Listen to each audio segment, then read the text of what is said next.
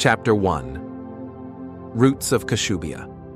The morning sun cast gentle golden hues across the rolling fields of the Kowalski family farm in rural Wisconsin, illuminating the dew-kissed grass that shimmered like tiny jewels.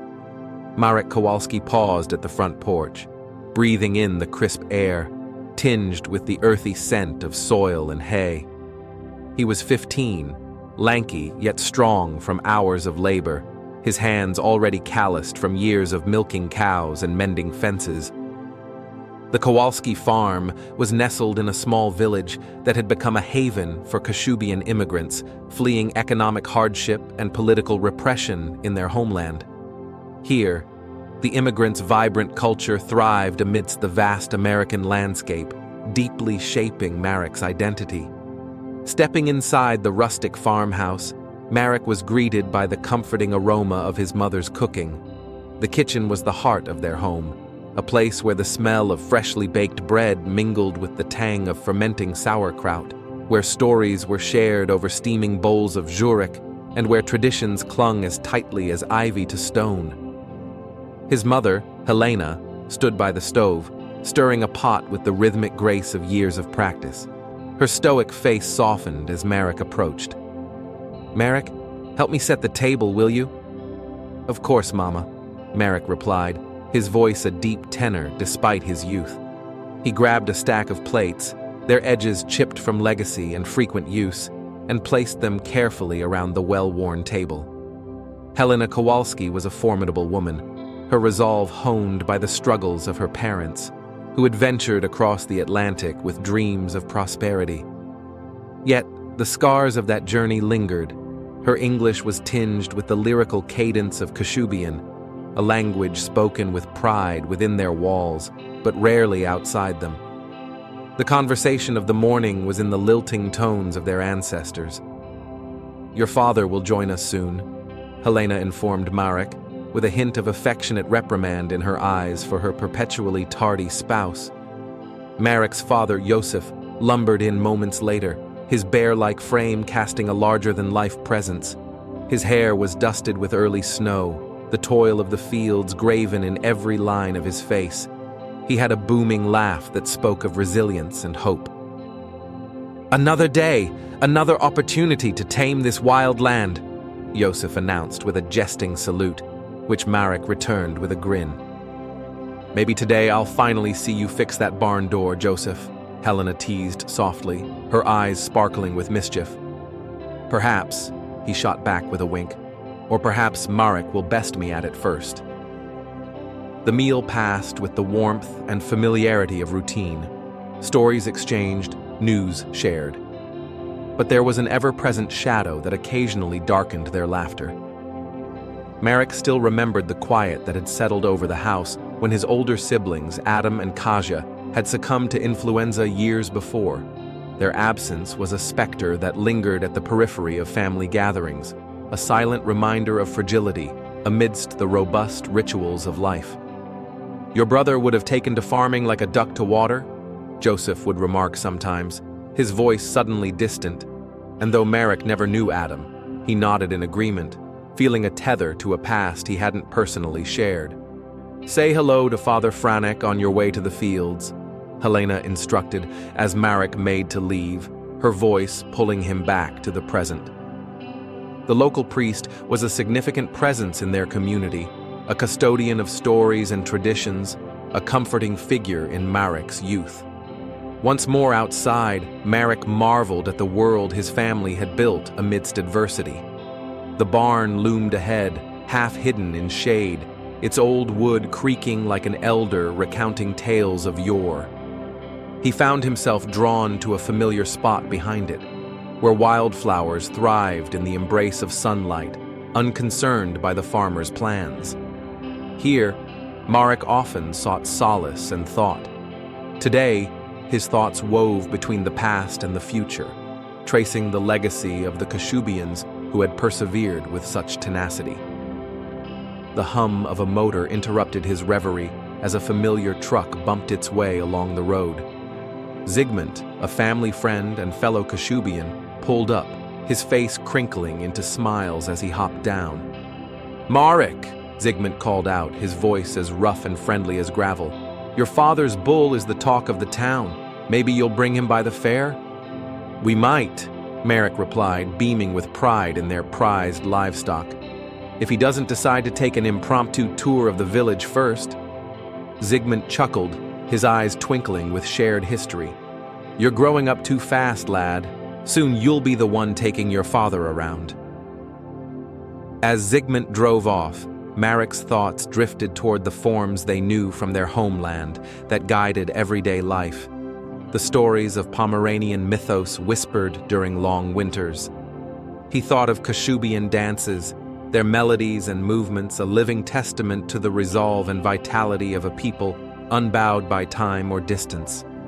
And so, with these thoughts accompanying him, Marek felt the land around him, this strange yet familiar world, become somehow more intimate.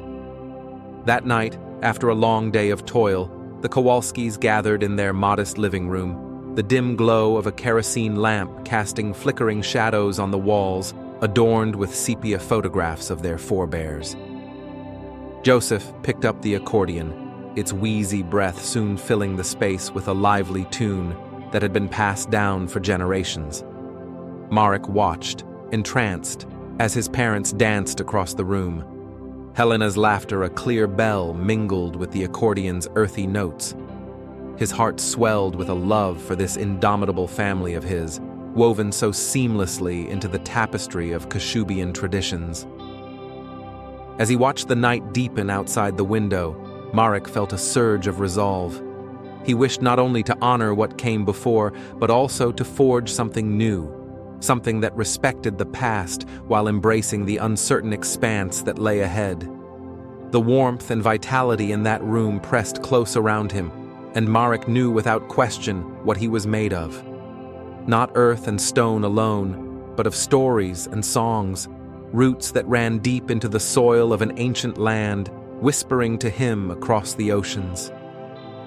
As the night wore on, Marek slipped quietly into his room, comforted by the soft murmur of his parents' voices filtering through the walls.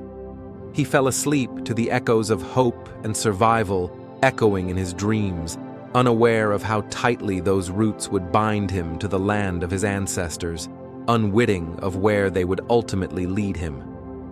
In the quiet of the Wisconsin night, with the stars glistening like forgotten gems, Marek Kowalski rested, dreaming of connections yet to be forged and histories yet to unfold. Chapter 2. Growing Pains. The first rays of dawn crept over the cresting hills of the Kowalski farm, casting long, stretching shadows across the fertile earth. Marek Kowalski, now 16, stood at the edge of the cornfields, his breath hanging in the chilly morning air. Although on the cusp of adulthood, his youthful enthusiasm for the world lingered, vibrant and unyielding. The heavy autumn harvest had begun, and with it came the insistent demands of farm life. Marek's hands bore evidence of this night's toil, his fingers smudged with soil from planting and plowing. Yet, despite the rigor, his eyes were bright, brimming with dreams. He was ambitious, even as he navigated the webs of duty spun around him by his parents, tender binds of expectation and hope. Joseph and Helena had inculcated a symphony of values in him: diligence, resilience, and an unshakable devotion to family. But Marek harbored aspirations of his own, whispered in the quiet moments of labor when his thoughts turned to the world beyond. After finishing the early chores and sending the cows to pasture, Marek trudged back to the farmhouse, his worn boots thumping against the porch steps. Helena greeted him with a smile that crinkled the corners of her eyes. "Breakfast is ready. Eat something, or your father will suspect I'm starving you." "Thanks, Mama." Marek's grin peeped through layers of tiredness as he settled at the wooden table, worn smooth from decades of meals and conversations. "You've got ambition, Marek," Helena said, sliding him a plate of fluffy eggs and slices of crisp bacon. Her tone was light, but her gaze carried weight. "You'll achieve it, whatever you're aiming for."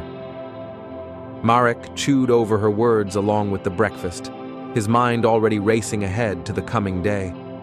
He had recently begun assisting Father Franek with the youth group in the village, sharing stories from history and passing on the same tales that carried him through his childhood.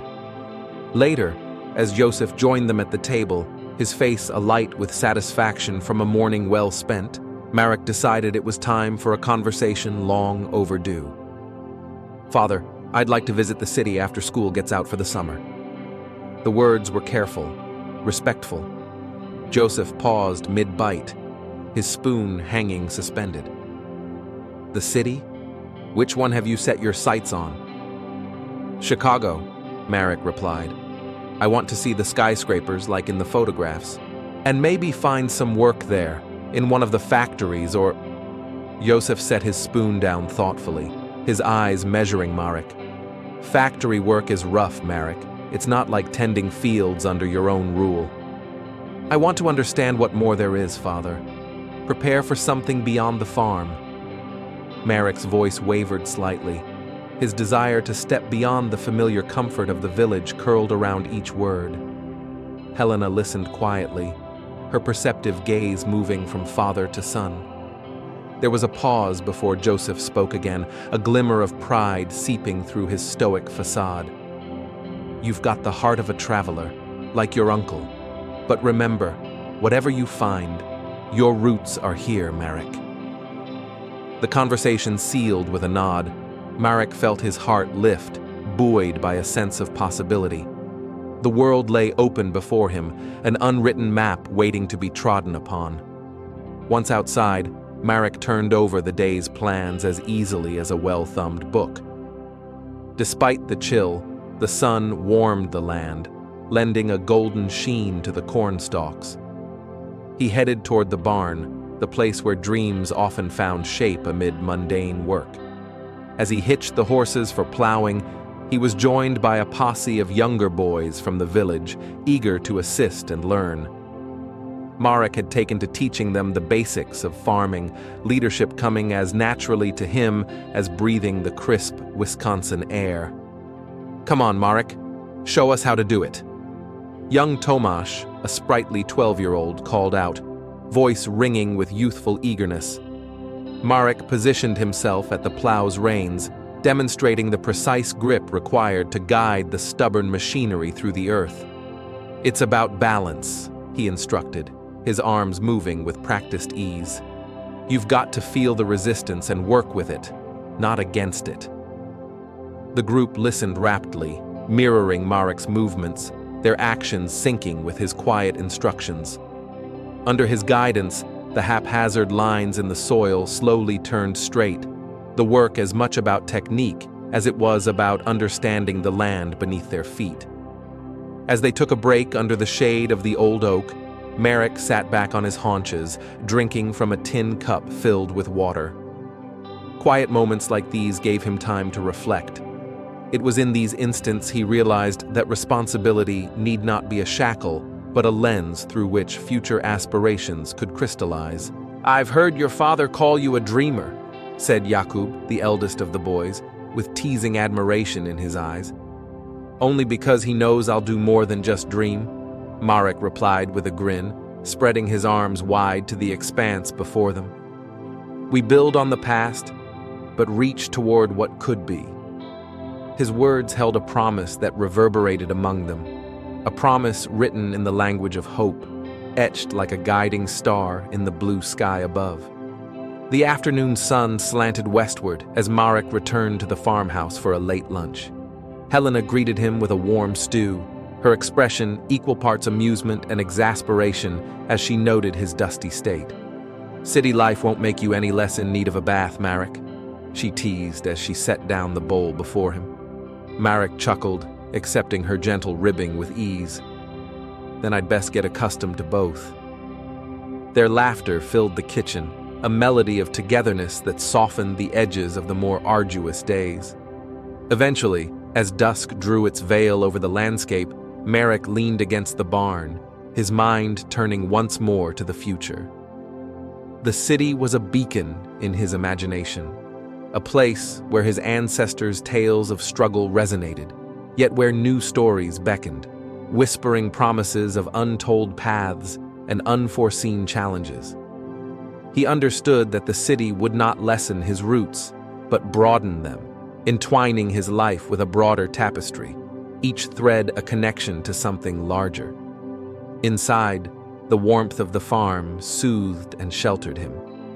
Yet his longing wove itself into a dream that could not be contained by the walls of the little farmhouse. And as the golden hue of evening ebbed into the embrace of night, Marek returned to join his family. They gathered in the living room, where Joseph again took up his accordion, the refrains of those ancient Kashubian songs lilting into the night. Listening to the music, Marek felt time fold in on itself, future aspirations melding with history's persistent call. Here, in this small haven, he embraced his roots and visions alike, threads weaving an intricate path forward. Thus, as the stars unfurled their celestial glow over Wisconsin, Marek sat with his family, caught between past and future, yet content in the here and now. Next summer, Marek would stand at the precipice of new horizons, feeling the old stories resonate within him, even as he forged new legends of his own. He didn't yet know where they would lead, but an inner certainty told him he would walk proudly in two worlds, one shaped by those who came before, and the other crafted in the promise of what was yet to come. Chapter 3: Call to Service. The sound of boots hitting the concrete floor echoed throughout the cavernous hall of the recruitment center. Marek Kowalski, now 20 years old, stood amidst a line of young men, their faces a tapestry of nerves and determination.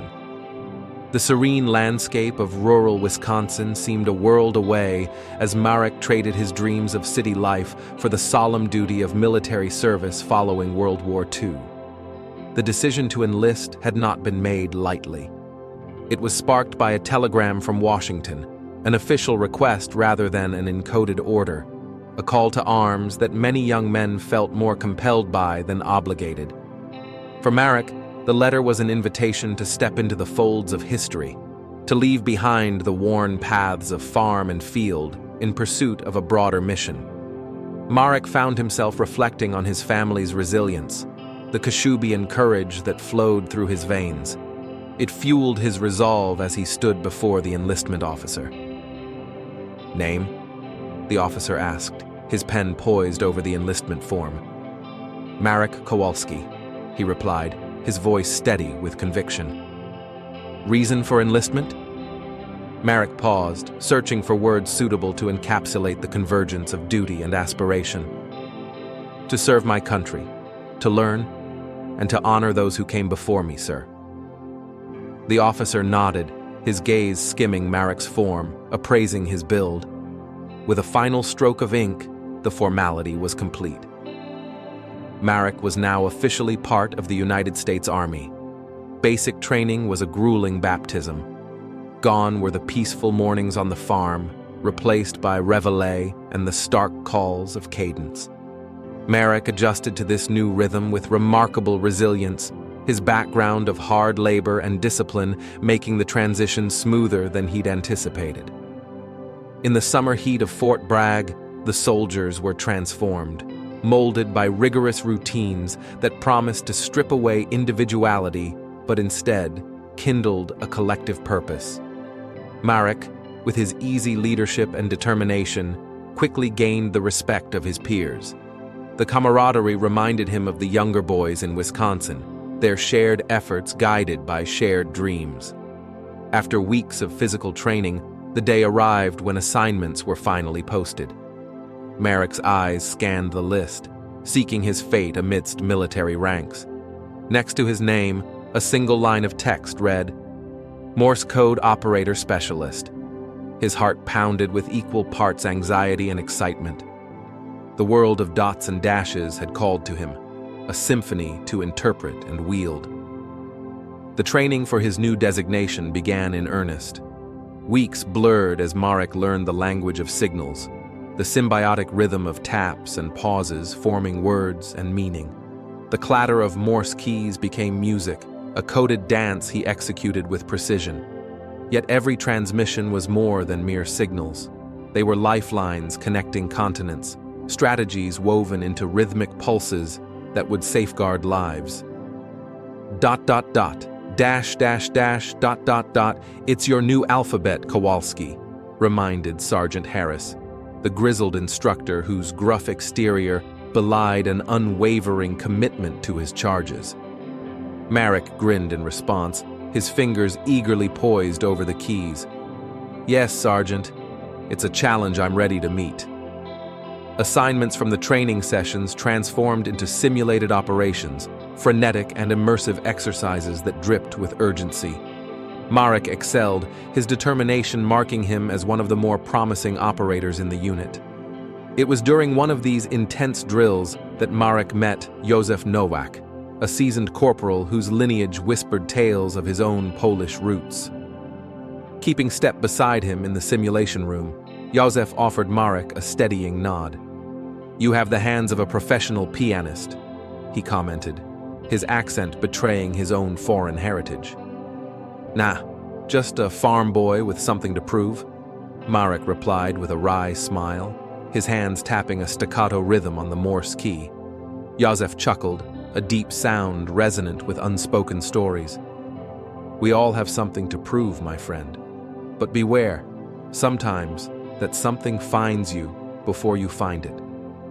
Marek filed the older man's advice alongside his growing awareness, an unspoken understanding that life outside the farm was a tapestry of secrets waiting to be revealed.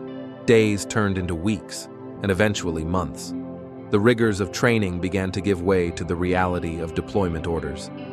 As Marek adjusted his uniform and packed his duffel bag, he pondered his path thus far. The army had offered him not just duty, but a kinship with those who held similar aspirations and fears. The night before Marek's departure, a farewell telegram arrived from his parents. As he read their words of pride and encouragement, nostalgia crept in. The tendrils of home warmed him against the uncertainties ahead. The next morning dawned bright and clear, the kind of day that felt both promising and charged with unspoken portents. Loading onto a transport bus, Marek found himself seated beside Józef, their exchanges flavored by the camaraderie of shared ambition. Where are we heading? Marek asked, his eyes sweeping over the sun-dappled terrain through the window. East, Józef replied, a knowing glint in his eye. For now, my friend, our station will be the U.S. Embassy in Warsaw. There's more than just Morse code waiting there. Poland's a land of shadows and whispers. Ready yourself. Marek absorbed the words, his pulse a steady thrumming echo of excitement. Warsaw, a place he dreamed of, a city caught between layers of history, rebellion, and rebirth.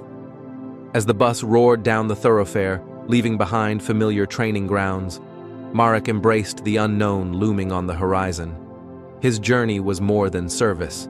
It was a voyage into the heart of a land that shaped his lineage, one that whispered promises of both peril and connection. In the quiet moments before the rumble of the bus engine lulled him into slumber, Marek felt the mingled currents of fear and anticipation. From farm to city, from Morse operant to aspiring agent of change, he embraced his own evolving story, a life unwritten, a role among those who changed histories in the shadows of nations. And so, with each mile that fled beneath him, Marek Kowalski charted a course bound for the heart of a divided world, precious skills in his grasp and a secret, guiding star fixed resolutely ahead. In this dance of destiny and duty, he would forge anew the connections that lay waiting, hidden beneath the polished facade of the future. Here, his past intertwined with an uncharted legacy, and Marek knew without doubt that his journey had just begun. Chapter 4. Crossing the Atlantic. The horizon, a seamless expanse of steel gray, stretched endlessly before the ship as it cut through the choppy waters of the Atlantic. Marek Kowalski stood on the deck, the brisk ocean air biting at his cheeks, each gust a sharp reminder of the new chapter unfolding with every mile. Seagulls cried overhead, their calls a mournful serenade that echoed the distant shores left behind. The USS Washington was a formidable vessel, its significance not lost on Marek as he leaned against the railing, peering into the enveloping mist. The ship bore more than cargo and crew. It carried resolve, aspirations, and the quiet ripple of change he wished to be a part of. As a newly minted Morse code operator bound for the U.S. Embassy in Warsaw, Marek found himself on the precipice of merging worlds, the structured order of military life and the storied chaos of a post-war Poland. A place his forebears had called home long before the green expanses of Wisconsin had welcomed their hopes and dreams. He had spent the initial days of the voyage acquainting himself with the vessel's boundaries, the tight corridors and expansive promenade, offering a brief respite from the tight-knit quarters he shared with others. The routine of ship life echoed simplicity amidst the complexity of his thoughts: chow at dawn, drills at noon, and free time to ponder the map of his upcoming adventure in the hushed evenings. By Marek's side, much of the journey was Joseph Nowak, the seasoned corporal whose presence was both grounding and enigmatic. The older man, with salt-and-pepper hair and a gaze like stormy seas, seemed to carry the weight of secrets untold.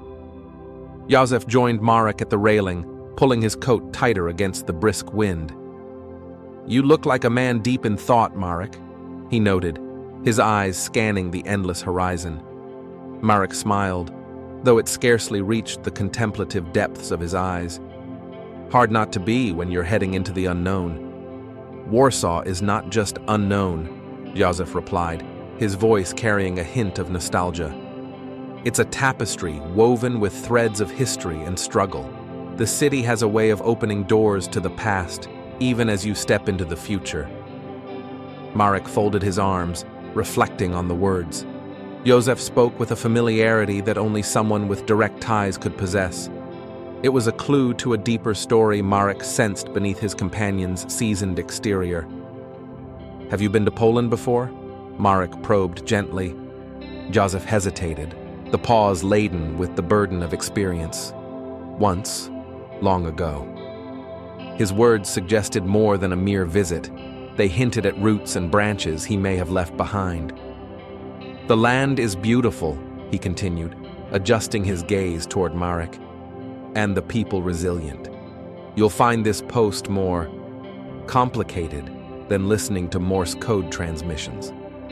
Marek nodded, absorbing the veiled wisdom Joseph imparted, understanding that the Morse key was but one tool in a more intricate symphony he was about to play a part in. As days passed, Marek found his place among the ship's diverse populace, soldiers and diplomats, restless souls, each carrying their own stories of duty and hope. He struck up conversations over meals at the mess hall, absorbing tales of bravery and loss, each narrative a fragment of the era's complex mosaic. One evening, Marek wandered onto the deck to find Anna Lewandowska, a nurse with whom he shared background and purposes.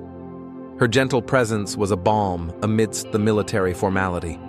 Standing at the railing, she seemed lost in her own thoughts as the stars began to thread the sky. "Mind if I join you?" Marek asked, his voice a soft intrusion on the solitude. Anna turned, offering a warm smile. "Please do.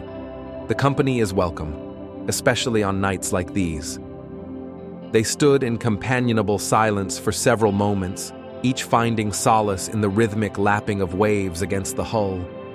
The ship felt like a world unto itself, moving through time and space, bound for a future both of them were poised to shape. "Do you ever feel like you're caught between two worlds?" Marek asked, the question breaking the silence as naturally as their friendship had flowed. Anna nodded, a thoughtful look crossing her delicate features. "I'm Polish by heritage, but America has been my home for as long as I can remember.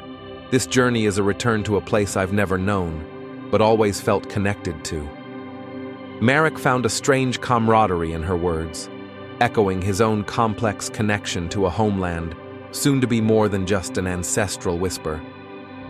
It's like trying to bridge history with the present, he mused, to create something new from what was. Anna glanced at him, a shared understanding in her eyes. And maybe we can, Marek. Sometimes you need new eyes to appreciate old stories. As the night deepened, their conversation turned to lighter topics, laughter threading through the chill air, a reprieve from the weight of expectation hanging over their shared destination. Marek felt a renewed determination settle into his bones, a vow to reconcile his two worlds, knitting them together into something meaningful and lasting. The dawn of the 12th day revealed the European coastline, its shadowed outline signaling the journey's nearing end. Excitement and apprehension surged through Marek as the ship docked, allowing the passengers to disembark into the bustling port of Gdynia. Marek bid farewell to his shipboard companions, their paths diverging amidst the teeming throngs. He shouldered his duffel bag, feeling the weight of it pull him further into reality, his steps taking him toward the next phase of his journey. Warsaw. The train journey south took him through landscapes that told stories only seen in sepia photographs. Vast fields, quaint villages, overgrown woods shielded by a canopy of skies that stretched endlessly. Each vista seemed to resonate with a heartbeat that mingled with Marek's own, an unhurried, harmonious thrum. Upon arrival in Warsaw, the realities of post-war Poland unfolded before him, a city caught between ruin and revival. Bombed-out buildings like silent sentinels guarded the streets where the energy of reconstruction vibrated in the air amid scaffolding that reached optimistically toward the future. Marek marveled at the city's resilience as he made his way through the bustling marketplaces where traders called out amidst the clamor of commerce. From the array of colorful scarves and handcrafted pottery to the rich, enticing aromas of freshly baked bread, Warsaw was a sensory feast, its soul bared, resilient, and enduring. At the U.S. Embassy, Marek was greeted with a blend of structured precision and informal camaraderie, each member of the staff navigating the multifaceted roles demanded by their posts. He was quickly introduced to his new quarters, functionally sparse but serviceable, a place he would soon call his second home. The next several weeks at the embassy were a whirl of activity.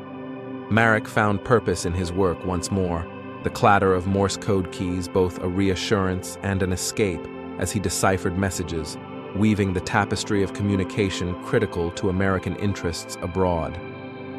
His interactions with the locals, where language barriers danced alongside tentative smiles, added flavor to his new routine. Marek's Kashubian roots served him well, allowing him deeper insight into the Polish psyche and fluency in the nuances that often eluded his colleagues.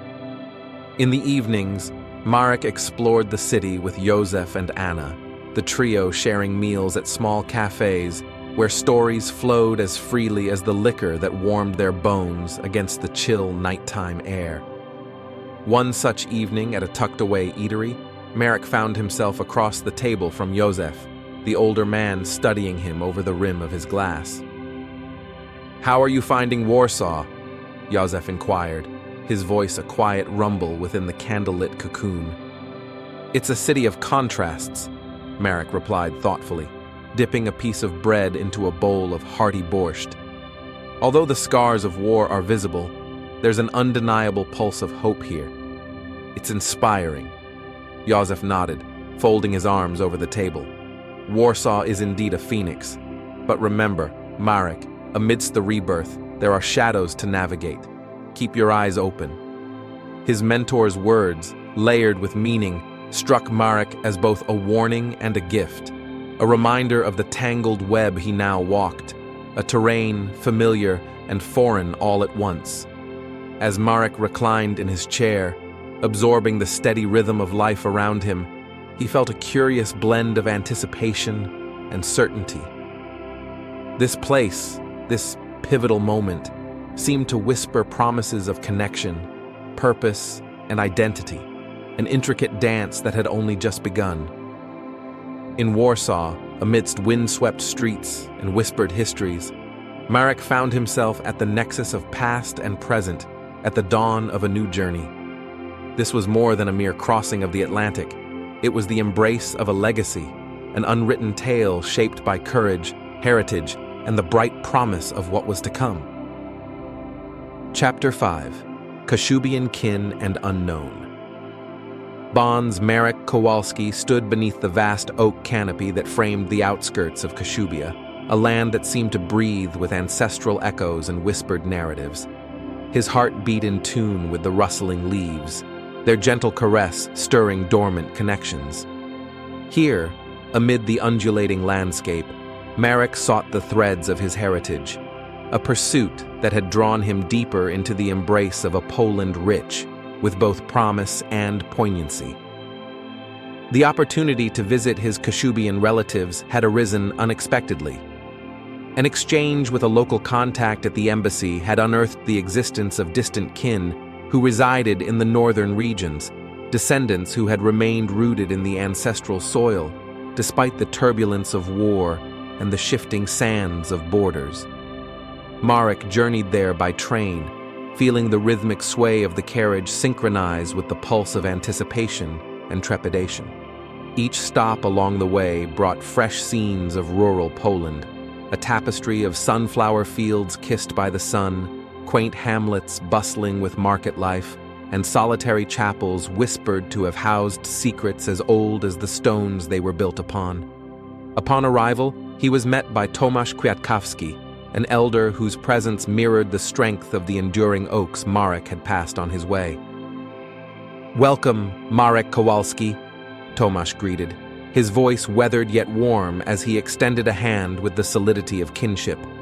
"It is good to have you here among us. The Kowalski blood runs deep in these lands." "It is an honor to be here, Tomasz," Marek replied, clasping the elder's hand with a grip both firm and respectful. An unexpected relief flooded through him, the kind that one feels when finally laying eyes on a place long imagined in stories. Tomasz guided Marek from the bustling station, their path meandering through the village, each corner revealing glimpses of lives intertwined over generations. Children played in the cobbled square, their laughter a melody dancing through the air, while vendors peddled hearty goods, sausages and cheeses that bore the distinctive flavor of the region.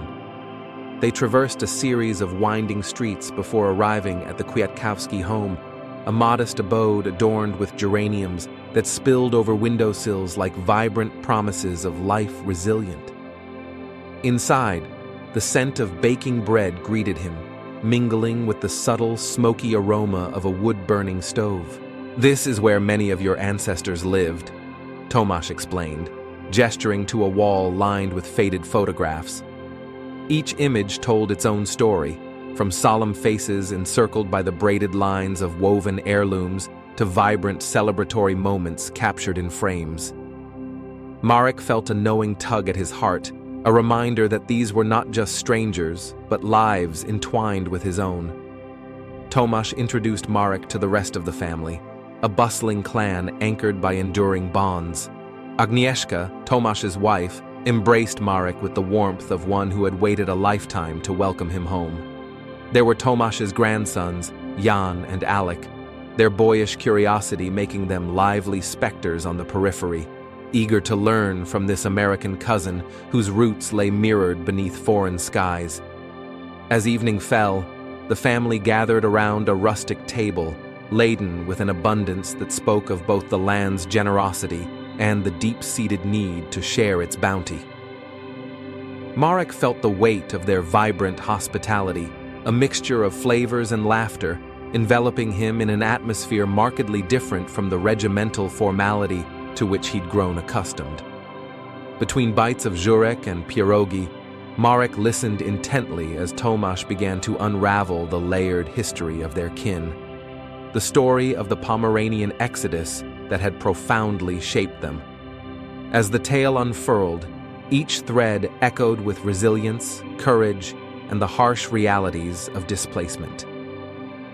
"You see, Marek, our people, those who walked these lands before us, were not always destined to remain," Tomasz began, his voice weaving the fabric of past exploits with deft patience. During the partitions, they scattered, some to America, others further beyond, seeking better fortunes, escaping the looming shadows of conflict. Marek sipped a glass of homemade nalewka, its warmth unfurling within him, lending warmth to the sobering tale. He felt the stories settling into the marrow of his being, a history that had been quiet yet potent, persistently whispering beneath his consciousness. My grandfather left Poland not to escape but to seek, to find a future that promised something beyond war, Marek shared, his voice carrying the weight of connection. But he took with him the stories, the heart of his homeland, and passed them on as guiding stars. Yes, that is our strength, Tomasz nodded, a flicker of pride in his eyes. Within us all lies the heart of Kashubia, a land defined by its people as much as it is by its earth. The night wore on, stories mingling with the glow of candlelight until the moon cast a gentle silver hue across the village fields. As the family dispersed, Marek felt not a sense of departure, but of newfound belonging. Beneath the twinkling constellations that sprawled across the inky sky, he sensed the unraveling of an unspoken promise, a sacred duty to honor the past by forging its continuation. That night, as he reclined beneath a quilt heavy with the history of laced generations, Marek lay listening to the comforting murmur of the countryside, crickets trilling in hushed harmony, the swish of trees in the breeze. The night's air was thick with nostalgia, yet within its folds lay an opportunity to weave old truths into new patterns. In the days that followed, Marek walked the land with Tomasz, his feet weaving amongst roots entwined with memory.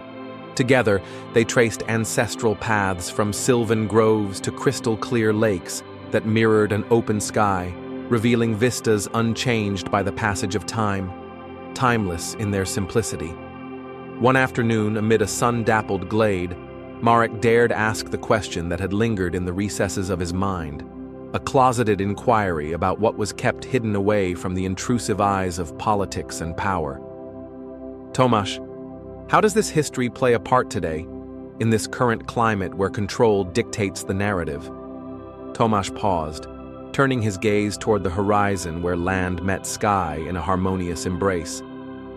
History is always shaping the present, Marek.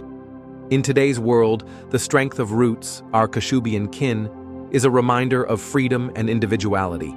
It's essential always to remember who we are and why we are, to forge new paths while honoring the old. Marek absorbed the elders' words, their wisdom resonating with his already burgeoning purpose. In Warsaw, he'd heard whispers of shadowy networks, of resistance and the fight for sovereignty in an era crushed by oppressive might.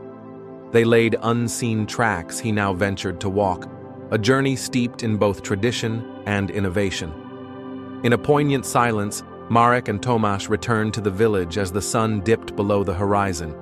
Each step took him further into revelation, the burden of his responsibilities both daunting and a privilege. That evening, as they gathered for a farewell feast marking Marek's impending return to Warsaw, Tomasz took Marek aside, his expression imbued with a sense of both solemnity and support. "Remember this, Marek," Tomasz said, placing a firm hand on his shoulder. "You are a bridge between worlds. Our ancestors' hope mingled with tomorrow's promise. Let this guide you as you navigate the paths laid before you." Marek nodded, the commitment Tomasz entrusted him with illuminating his sense of duty with sharpened clarity. He squeezed Tomasz's shoulder in response, the gesture reflecting a kinship rooted deeper than the fibers of their shared blood. The next morning, as dawn broke with delicate shades of rose and gold, Marek journeyed to the station, the promise of a return visit sewn into farewells filled with affection. Yet, as the train pulled away, a deeper commitment stitched its way into his spirit, a vow to uphold the inheritance borne by ancestral echoes and unfurl it in the language of his journey. Leaving Kashubia behind, he carried within him those threads of connection, a tapestry woven with the intricate patterns of duty and devotion, each strand a testament to the weight and strength of kin. Heading back toward the bustling pulse of Warsaw, Marek flicked his pocket compass open, aligning it with the steady course toward his chosen horizon, a path illumined by the resolute light of history. The bonds forged over those few days in Kashubia fueled Marek's resolve to summon the essence of his people. The train wound its way through the countryside, pulling the world into sharper focus at each curve. Marek closed his eyes for a moment, letting the rhythmic clatter of the tracks underpin his thoughts, melding his newfound heritage with the purpose echoing from within. His heartbeat synchronized with the metal symphony that whispered promises of what was to come. As Warsaw's silhouette emerged in the distance, a city caught in a dance of shadows and light, Marek Kowalski embraced his own role as an unwavering conduit between past and future, between freedom and the unknown bonds yet to be unraveled. In this intricate dance of destiny, amidst a land of whispered legends and resilient spirits, Marek prepared to forge his story anew. With renewed conviction, he stepped off the train into the throes of a city as ready to embrace its history as it was to carve a future from its resilient heart.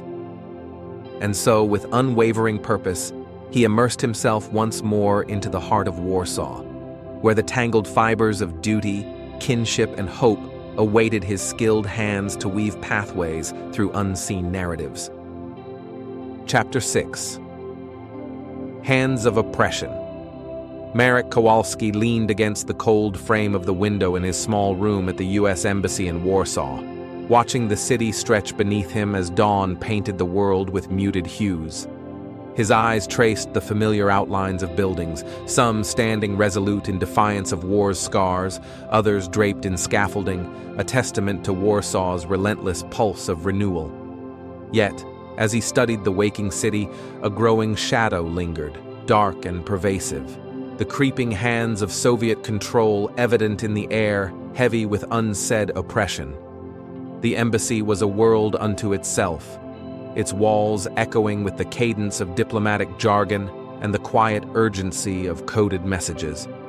Marek found solace in the rhythmic clatter of the Morse key, a symphony of dots and dashes that tied him back to the wider world. Still, beyond the sanctuary of his equipment lay the reality he had come to witness, the shifting of a nation's soul under the iron grip of communism. As months passed, Marek's understanding of the depths of Polish suffering solidified with each clandestine meeting and whispered conversation. His friendship with Józef Nowak deepened into a bond forged under the weight of shared knowledge.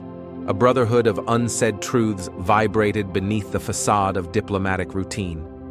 Józef had, over time, peeled back layers of the city, revealing networks of resistance that coursed through its veins, insistent streams seeking justice and authenticity.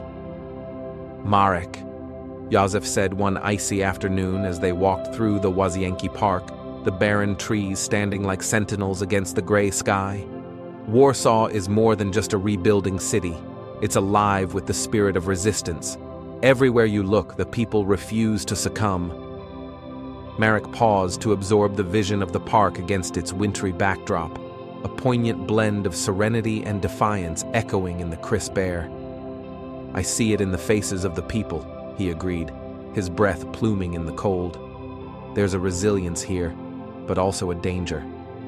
"It's the Soviets," Józef continued, his voice dropping as they passed a couple huddled on a bench, speaking in hushed tones. "Their grip tightens with each day, and it shows in the shortages, in the grim barracks, and in those damned NKVD uniforms on every corner." Marek nodded, his thoughts drifting to the grueling checkpoints around the city, where Polish civilians moved with resigned fatigue under the eyes of Soviet guards. The ideological weight bore heavily upon Marek's conscience, stoking a burgeoning sense of moral conflict. He thought of Anna Lewandowska, the spirited nurse whose determination to provide hope amidst desolation inspired him daily. They had spent many evenings sharing stories of the day's encounters, her tales painted vividly with both glimmers of joy and raw truths of the hospital wards where human suffering was laid bare under Soviet policy. "Marek," Anna said one evening, her hands stained with iodine and worry, "you can't imagine the struggles these families face, torn apart by political exile and forced labor. It's a constant heartache when I see eyes hollowed by hunger and uncertainty." "I know, Anna," Marek replied, feeling the burden of helplessness as they shared a modest meal in a cramped cafe hidden away from prying eyes. "Sometimes it feels like we're fighting an invisible enemy, one whose hands are everywhere, yet nowhere." Her eyes met his with an intensity that belied her gentle demeanor. "But we must keep trying, Marek. For every life you touch, for every heart you stir toward hope, it's worth the risk. This isn't just about survival. It's about preserving what makes us human." Anna's conviction bolstered Marek's resolve, her passion igniting the ember of his own steadfastness. But with it came an understanding of the precarious line they walked, a path fraught with moral complexity and mounting risk. As Marek navigated the city, each venture outside the embassy was filled with acute awareness. He learned to see more than just streets and buildings, recognizing the subtleties beneath surface appearances, knowing glances exchanged in crowded tramcars, furtive nods in darkened alleyways. The feeling of eyes watching his every move became a constant companion. His clandestine meetings with members of Joseph's network revealed the extent of Soviet appeasement, laced with stories of disappearances and retributions that painted a grim picture of life under the thumb of a regime intent on stamping out autonomy. The rumored re-education camps beyond city limits were whispered with a venomous dread that cut through any lingering disbelief Marek harbored. It was during one such meeting, in the dim recess of an old synagogue converted into safe haven, that Marek realized the intensity of the moral labyrinth he was threading. Joseph introduced him to Piotr, a gaunt man with eyes that cut like ice, a testament to the reality of oppression. Piotr unfurled a map across a makeshift table, its creases forming constellations of hidden routes and supply lines.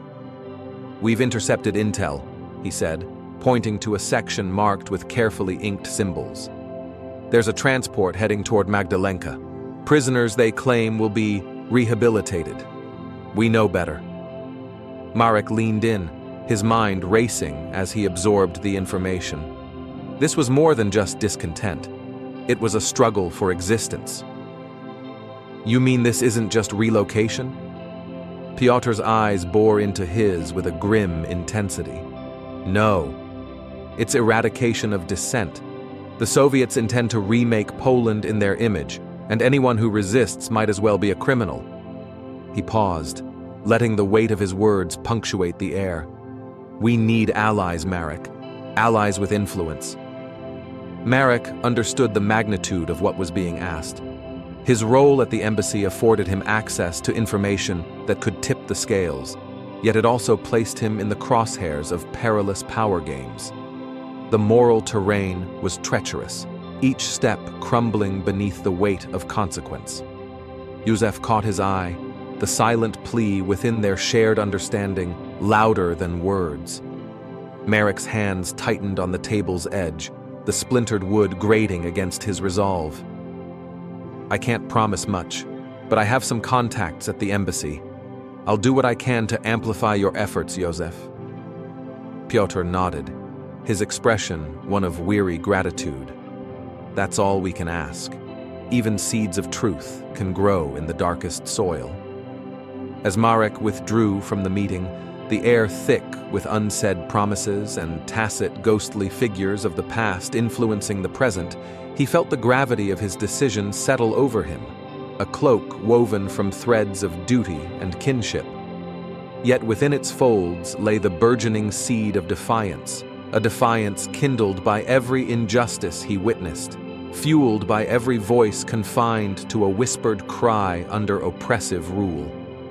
In the privacy of his sparse quarters, Marek found himself pacing, the realities of his dual life clashing in a cacophony of principles. His heart resonated with the vibrancy wrought by Kashubian defiance, an ancestral call to action.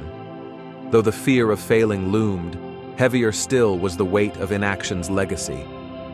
He remembered Tomasz's words, spoken amidst Poland's verdant rolling hills, now seemingly distant, yet more present in need than ever, a reminder of the obligation that spanned generations, to be a bridge, to uphold the integrity of not just the past, but the intertwined future he believed in, a world where Poland stood proud, unbowed. As the late winter chill seeped through his window, Marek finally settled at his desk, the muted light casting shadows upon papers that lay testament to history being penned in urgencies.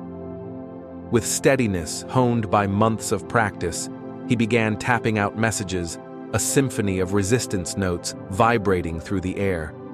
Here, in the quiet solitude of his purpose, Marek walked the razor's edge of the oppression that sought to smother the spirit of a people kindling their own narrative of hope and freedom. Thus, Warsaw became a theater of both struggle and dreams unfurling, the backdrop against which Marek Kowalski etched his contributions with the bold ink of conviction.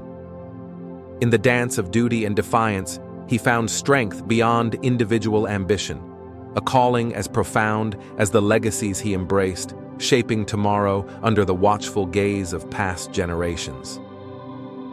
As the chapter of his journey turned amidst changing tides and steadfast intent, Marek resolved to bear witness and act not just as an observer, but as a catalyst in history's fluid stream, ensuring Kashubian echoes blended seamlessly into Poland's anthem of resilience.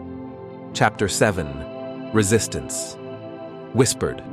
Marek Kowalski's heart raced as he followed Józef Nowak through the labyrinthine streets of Warsaw, the city's grim facades casting long shadows under a waning moon.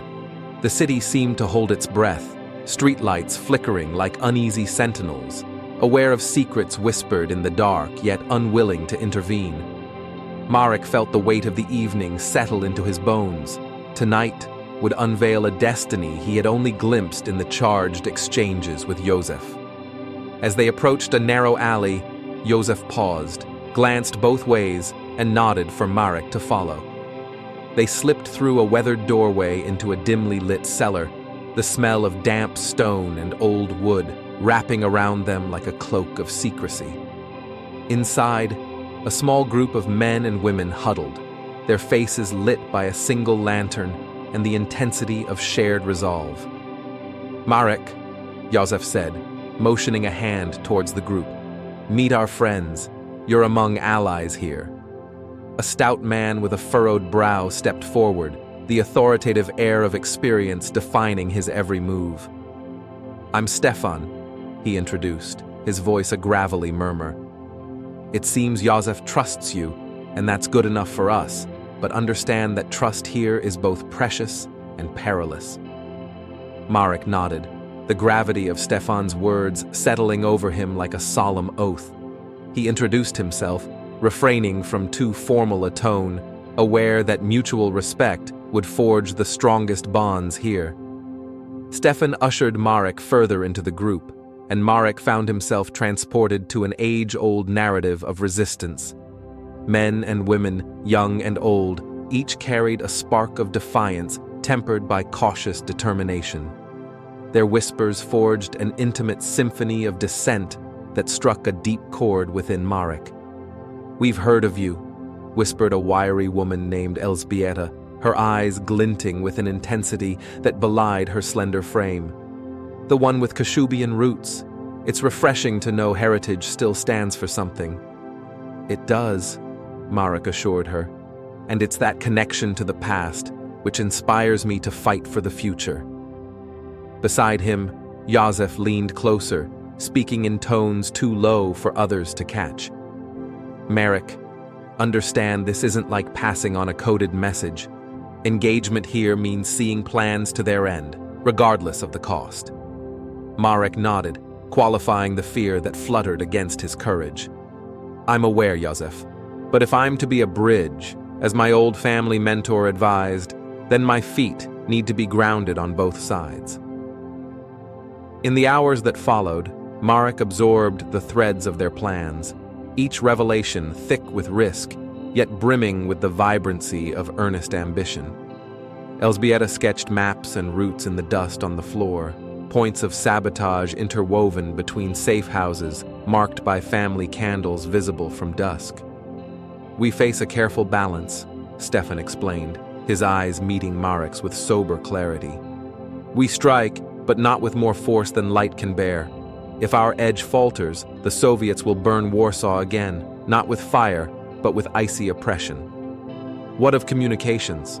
Marek asked, his mind pivoting to his strengths. "Is there a way I can help with messages or transmission lines?" "It's dangerous, Marek," Elżbieta replied, a flicker of approval shadowed by concern in her eyes. "The Soviets monitor everything, so we rely on runners more than radios. But your embassy's access might provide cover for some incoming transmissions. That's a link we've been without." Understanding dawned bright and fierce. Marek could be more than a passive participant. He could be an instrumental cog within their efforts, a mediator of whispered war strategies. "I'll see what can be done," he promised, his resolve binding his words with steel. Józef clapped him on the back, the gesture communicating more than gratitude, an acceptance into their shared conviction. As the meeting stretched into the night, plans became promises, vows forged under the weight of common purpose. Each person present carried stories of languages forbidden, songs unsung, and traditions tinkered under the vice of imposed rule. Yet within their unity lay strength to challenge this status quo, one carefully executed plan at a time. Gradually, the group dispersed, like ripples disappearing into the midnight pool of Warsaw. Marek walked homeward beside Józef, the silence between them expansive yet companionable, filled with the silent cadence of mutual respect. "What did you think?" Józef asked as they paused beneath the glow of a street lamp, its pools of light casting halos beneath which purity and danger swirled in unison. "Impressive," Marek replied, his thoughts coalescing into structured determination. "And utterly risky. But as Stefan said, there's more weight in staying silent." Józef nodded gravely, knowing the truth of Marek's words could be both their end and their savior. "We balance on the edge, Marek, a precarious place." Marek turned his gaze to the stars peeking through the veiled embrace of the night sky. "But a place that needs to be occupied, lest the balance of power truly crushes under Soviet heels." "Exactly," Józef replied, his voice firm with sanctioned resolve. "Which is why voices like yours matter. Silence has ruled for too long." In the days that followed, as winter reluctantly gave way to frost-bitten buds of early spring, Marek's duality deepened in both complexity and clarity. At the embassy, his work continued in the refined cadence of professional decorum. He coded messages, conversed with colleagues, and delicately maneuvered the labyrinthine protocols of diplomacy, all while calibrating his focus back towards the clandestine murmur of growing resistance. The looming presence of Viktor Petrov, the Soviet officer who seemed to sniff out secrets like a bloodhound, only sharpened Marek's vigilance. Viktor was slick, charismatic when required, and were it not for the glint of intentness in his lined gaze, Marek might have underestimated him, a misstep never too late to avoid. Then, as dawn light crept softly upon Warsaw one particular morning, there appeared a message subtly encoded, delivered in layers beneath the hum of general transmissions, an artifact of Marek's meeting with the resistors. Within the dots and dashes, amidst mindless routine messages, lay a call to rendezvous, a dance of covert communique, artfully transcribed for those with keen eyes to decipher. Spurred by purpose, Marek trained his mind to the art, crafting responses veiled in the gentle guise of diplomatic discourse. His fingers fluttered over the Morse key with precision, delivering words intended to cut through chains dangling over fragile Polish hope.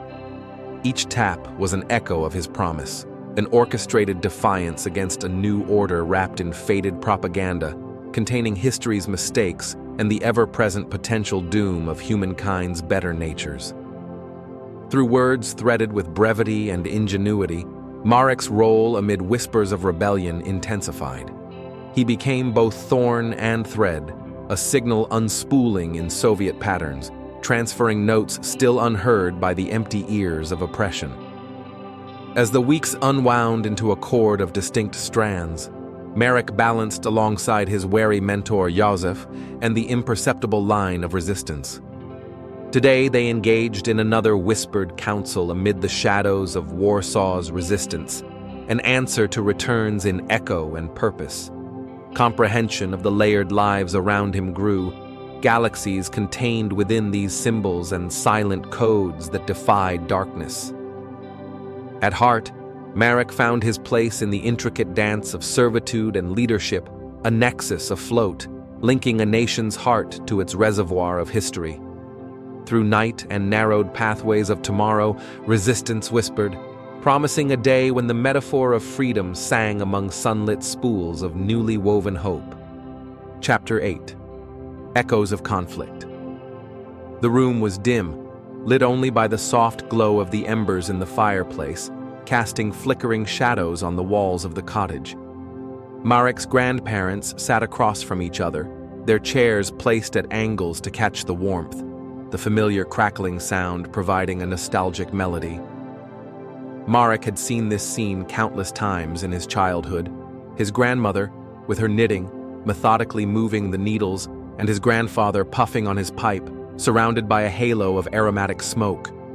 Yet this time, he was a silent observer, imagining their past unfold in a world long before his own.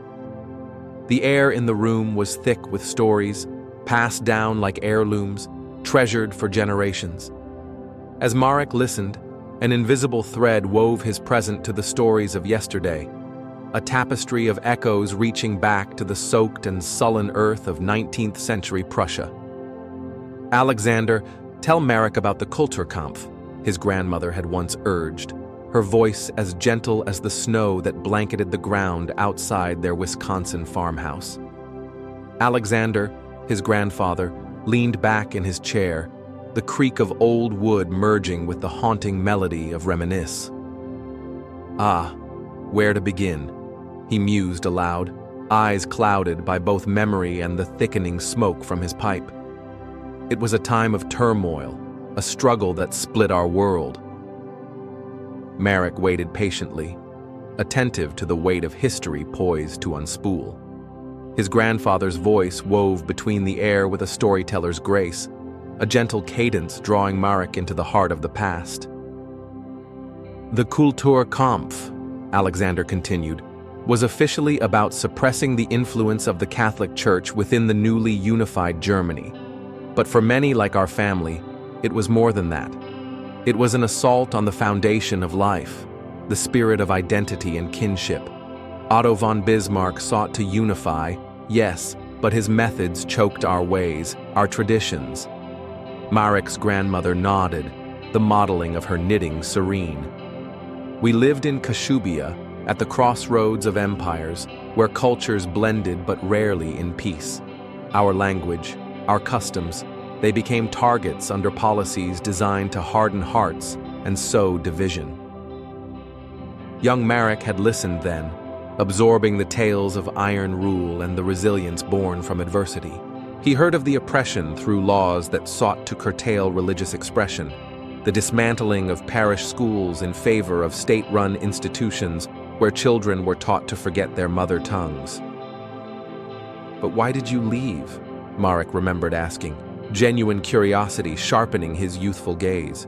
His grandfather exchanged a solemn glance with his wife, a mutual understanding bridging the years etched in their lined faces.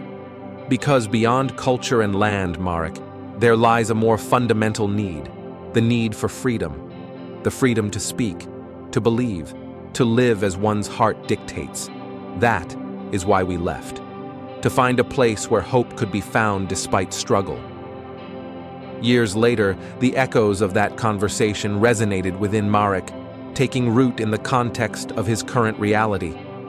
In Warsaw, amidst the tightening grip of Soviet oppression, Marek found the parallels between past and present inescapable.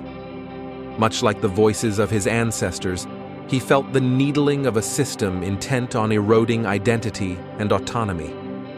These reflections accompanied Marek as he made his way through the embassy of Warsaw, mirroring a journey that was generations old, a bridge incarnate in flesh and duty.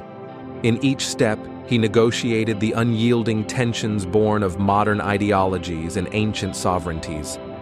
As Marek navigated through shadowy stairwells and elaborate diplomatic protocols, the whispers of Kulturkampf unfurled around him, painting a vivid backdrop that hearkened to how far empires would go to enforce their narratives. Languages were to be controlled, individuals reformed into cogs within an unchallenged machine. On an overcast afternoon, Marek met Josef in an old bookshop that persisted in defiance of both Soviet censorship and the decay of time. Dust-laden tomes lined the shelves, each carrying healing tales and silent defiance. "Marek," Joseph greeted, lowering himself into a clattering wooden chair opposite his ally. "Looks like Warsaw's weather hasn't changed for centuries, gray and grim." "Adds to the mood," Marek quipped, though the word lacked levity. "Joseph, I need to talk to you about something personal and historical." Joseph arched an inquisitive eyebrow, curious at Marek's shift in tone. "History has a way of swirling around us, doesn't it?" Marek leaned forward, his elbows nestled amid the dust and knowledge. "You've heard about the Kulturkampf, right?" A nod from Josef, followed by a sip of the bitter tea. "How could I not? It left scars and strength in its wake, much like our current situation. My grandparents emigrated because of it," Marek confessed, words rolling out as if unlocking a withheld truth. "The oppression they faced, it's remarkably similar to what Poland is enduring now. Different dictums, same desire to extinguish identity." Josef's gaze softened, understanding seeping into his features. "And you see history repeating." "In more ways than one," Marek agreed, letting his words echo as if affirming an invisible bond. "I'm reminded every day that struggle for autonomy, culture, knowledge, but with every parallel we uncover, there's also an undying spirit." "You've grown into that spirit, Marek," Joseph noted warmly, acknowledging the generational legacy.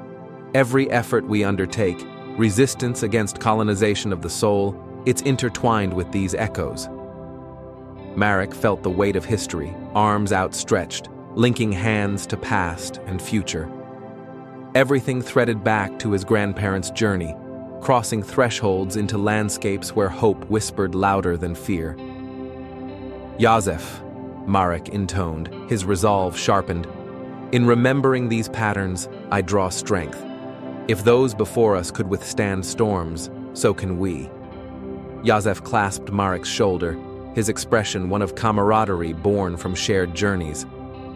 "Then let's forge this narrative, a new chapter embracing the past, but defining its own course." As Marek exited the shop, the gray Warsaw sky parted briefly to reveal blushing shards of evening sun, much like hope diffusing through clouds of repression. History, with its ceaseless murmurs, persisted in coloring Marek's world.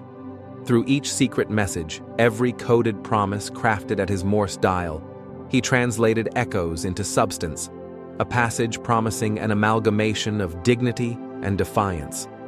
In the days that followed, Marek's work oscillated between duty at the embassy and the covert operations with Josef's network. Each mission grew increasingly fraught with peril, amplified by the persistent shadow of Viktor Petrov. Yet Marek moved within the interstice, following threads left behind by those who opted for freedom over frailty, resistance over resignation. Warsaw, with its white-capped rooftops and clutter of cobblestones, became a canvas where past and present collided. Its inhabitant's spirit glowed brighter against the encroaching dusk, illuminated by the memory of defiance, a dance of heritage mixing with modern resolve. With every careful tap of Morse code, Marek sent below-cloaked communications, breathing energy, each message a heartbeat cloaking itself amid the rhythmic dance of constraints. Here, history metamorphosed into strategy, nostalgic embers steering the compass of alliances. In carving paths along this precarious precipice, Marek understood his role as more than just a silent observer. Embodying the echoes of his ancestry and the resolve for tomorrow's promise, he became the tendon stitching together a story written through both trials and triumphs.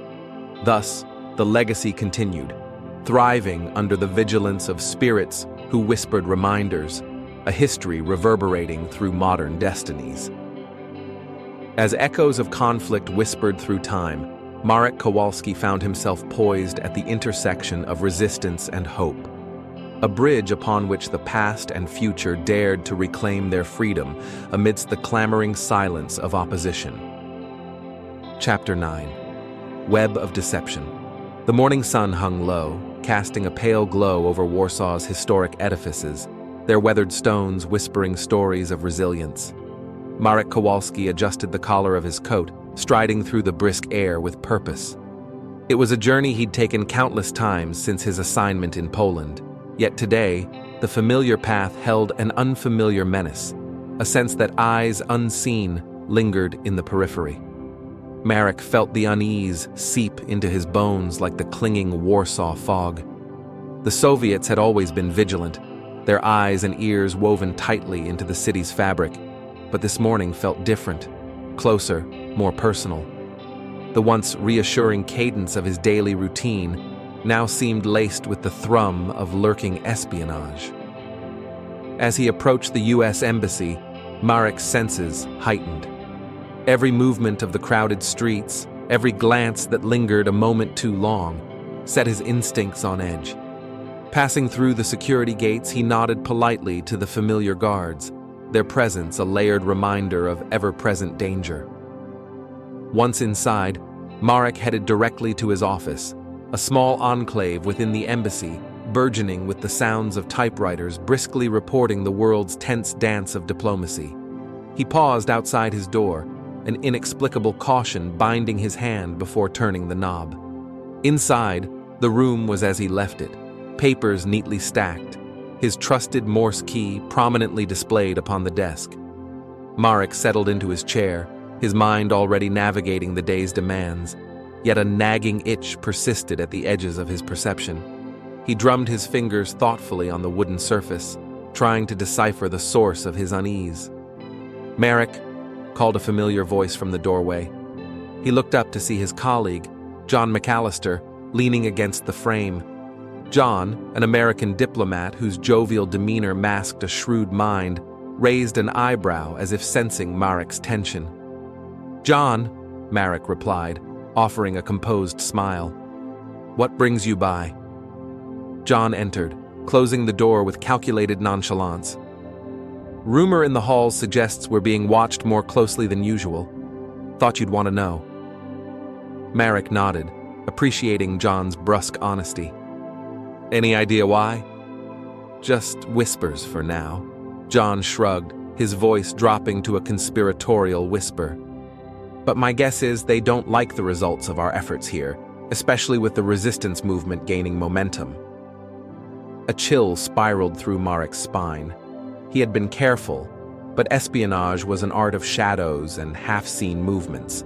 Still, he schooled his features into neutrality, nodding as if unaffected. "Thanks for the heads up.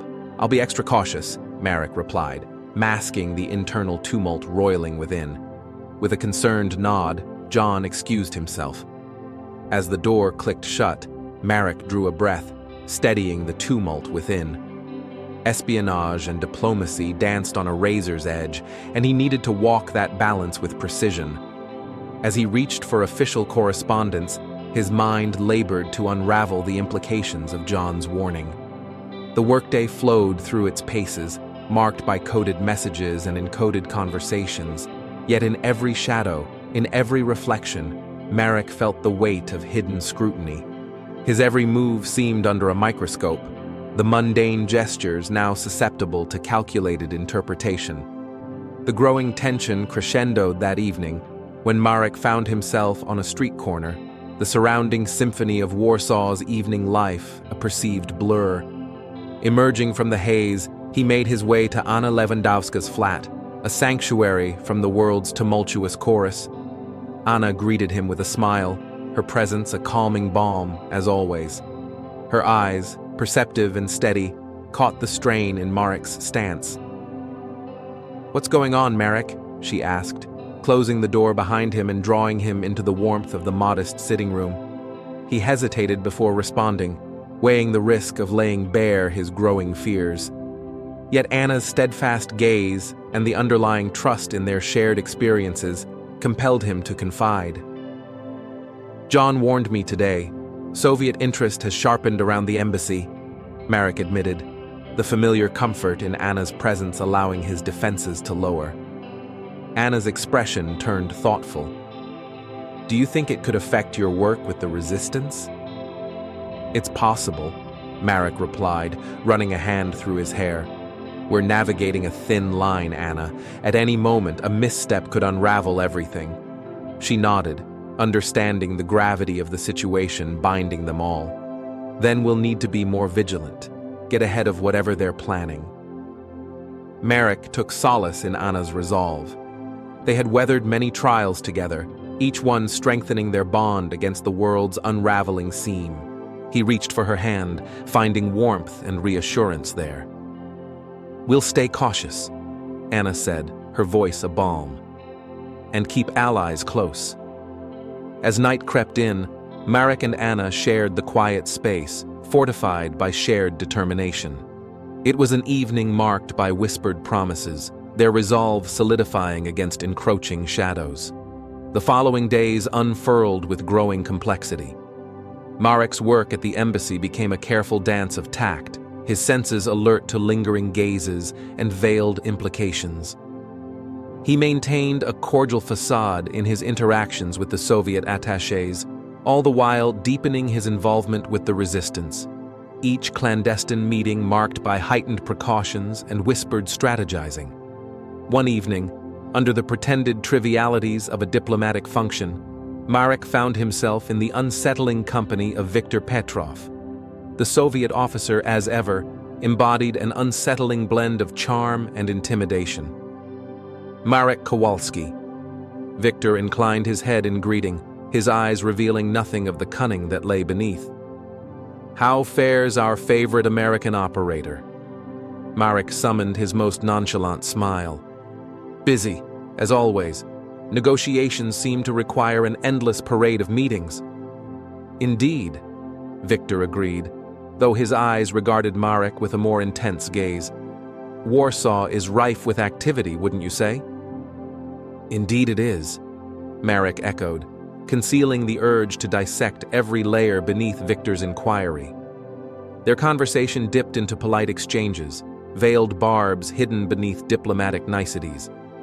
Yet each word exchanged was a move on the espionage chessboard they maneuvered, each carefully crafted phrase infused with potential consequences. As they parted, Viktor gripped Marek's shoulder amicably, a practiced asset of camaraderie.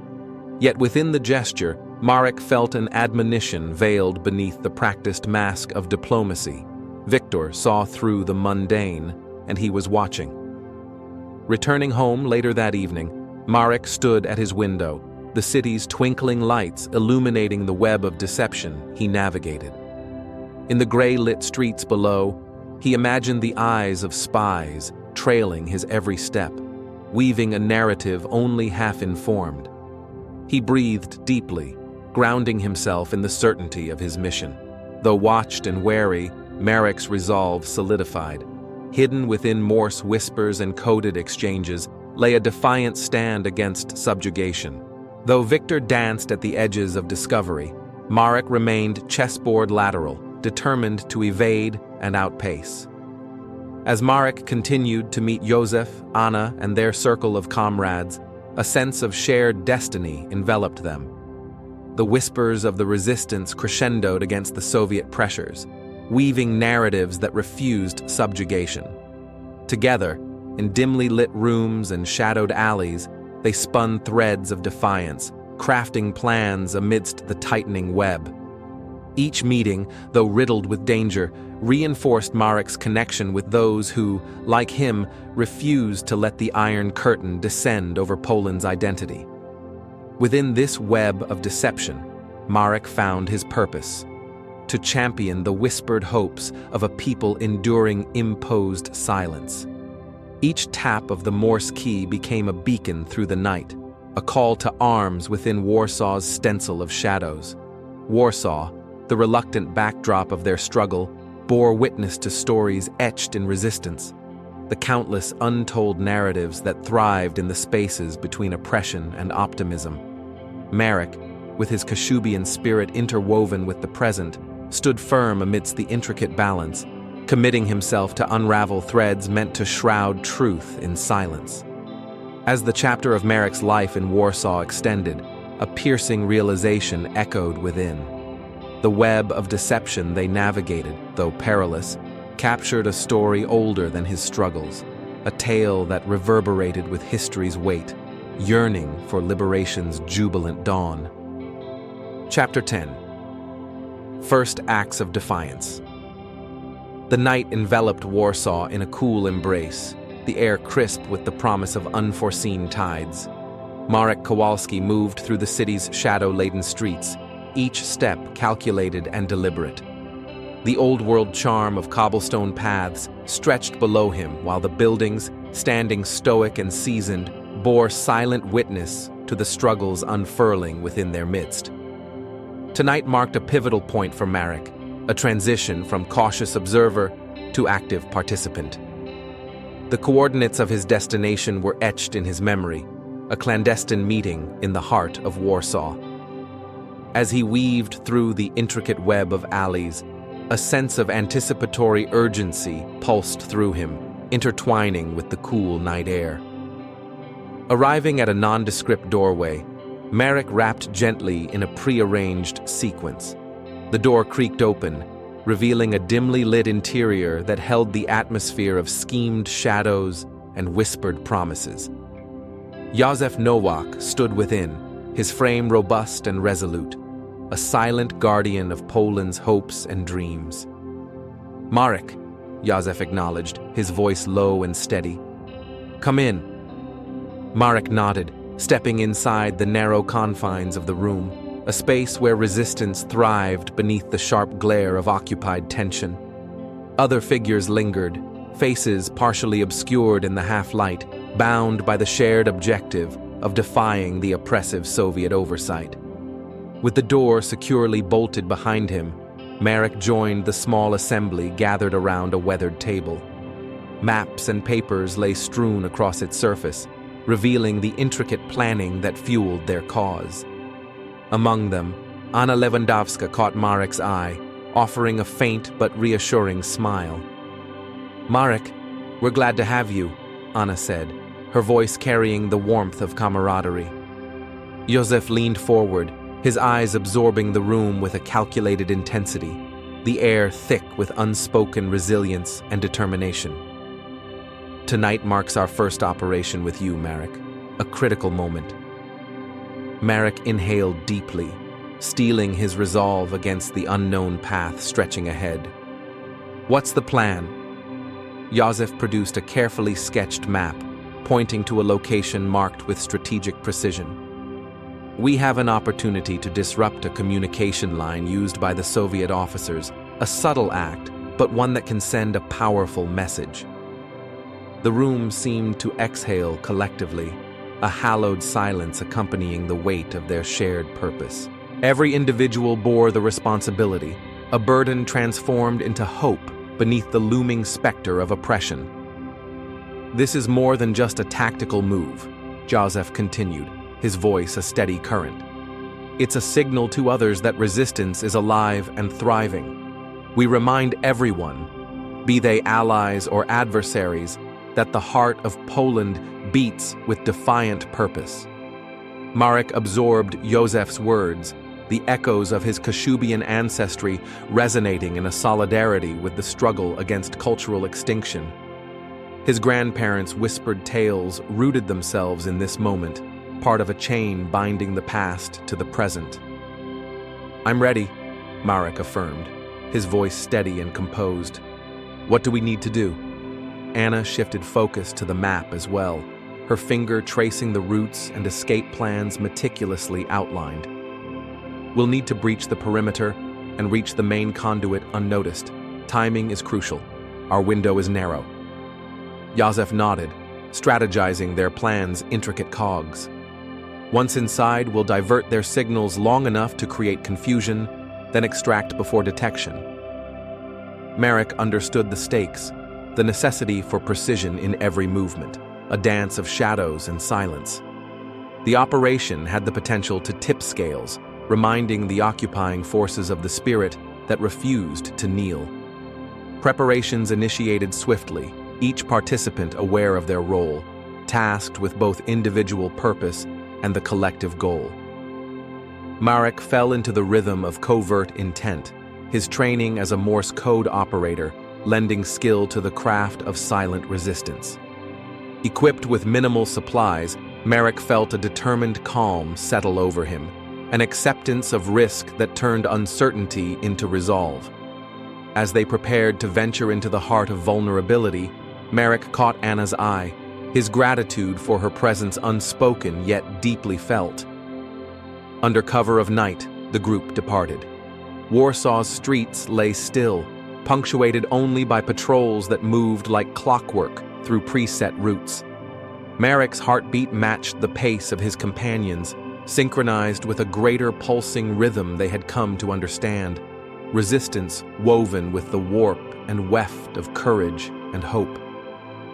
Navigating side paths and alleys, they approached their target, a nondescript building housing the communications conduit.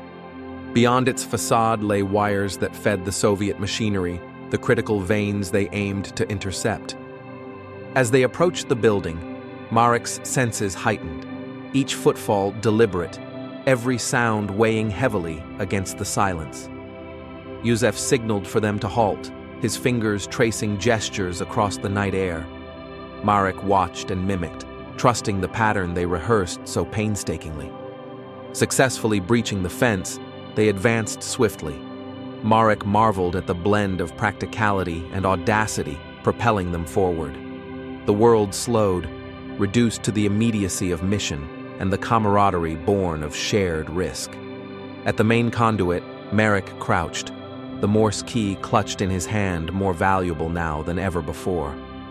With a focused dexterity, he began transmitting the intentionally altered signals, all at Józef's command.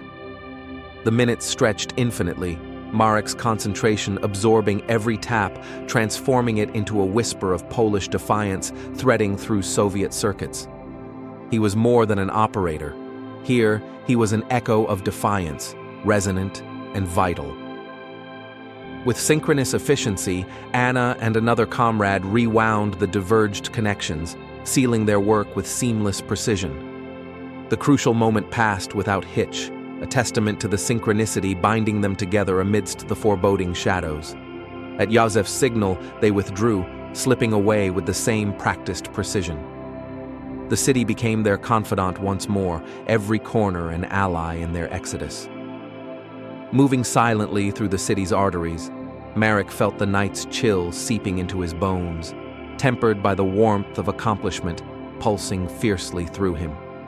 They had succeeded against the complex weave of Soviet oversight, an achievement that renewed their collective resolve. Back within the safety of their meeting space, Marek and the group released the tension in shared relief and restrained jubilation. The operation had been a triumph, carved against the glistening backdrop of occupied Warsaw. "Your presence was invaluable, Marek," Józef remarked, a congratulatory smile breaking the somber seriousness. "Tonight, you built upon the legacy of resistance." Marek humbly accepted the acknowledgement, his spirit buoyed by the words. "This is just the beginning." Anna approached, warmth and admiration in her eyes.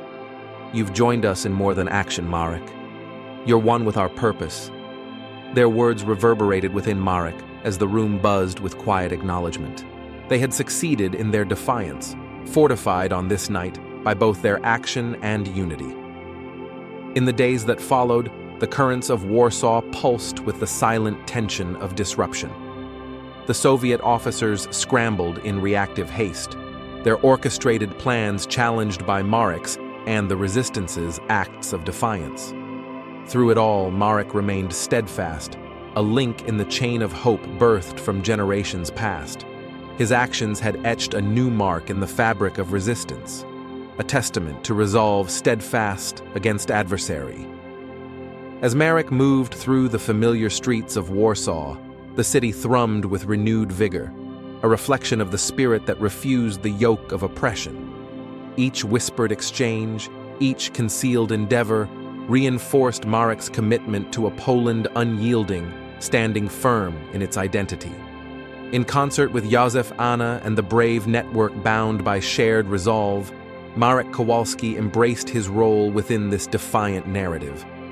As Warsaw withstood the shadows draping its cobbled paths, Marek saw in each echo an unfolding legacy, an enduring promise bound to the determined hearts of those who dared to stand, even when obscured by darkness.